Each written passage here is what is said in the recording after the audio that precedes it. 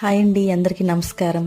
తీపి గుమ్మడికాయతో ఎప్పుడు పులుసే కాకుండా ఇలా సింపుల్గా హెల్దీగా కూర కూడా ప్రిపేర్ చేసుకోవచ్చండి.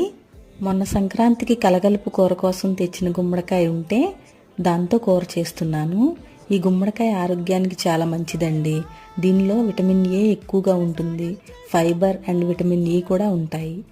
ఇప్పుడు మనం ఒక బాండీ పెట్టుకుని 1 టేబుల్ స్పూన్ ఆయిల్ వేసుకుని వేడయ్యాక తాలింపు దినుసులు, కరివేపాకు, కట్ చేసిన ఒక ఆనియన్, పచ్చిమిర్చి ముక్కలు వేసి వేగిన తర్వాత నీట్గా వాష్ చేసుకుని చెక్కు తీయకుండా కట్ చేసుకున్న గుమ్మడికాయ ముక్కలు వేసి కొంచెం సాల్ట్ వేసి మగ్గనివ్వాలి. పీల్ ఆఫ్ చేయకపోయినా సరే గుమ్మడికాయ ముక్కలు తొందరగా మగ్గిపోతాయండి. తరువాత కొంచెం పసుపు, కారం, దాంతోపాటు చిన్న బెల్లం ముక్క కూడా యాడ్ చేసి మూత పెట్టి ఒక 5 మినిట్స్ మగ్గనివ్వాలి. తీపి, ఉప్పు, కారం అంతా ముక్కలకి పట్టి టేస్ట్ చాలా బాగుంటుందండి. మీరు ఒకసారి ట్రై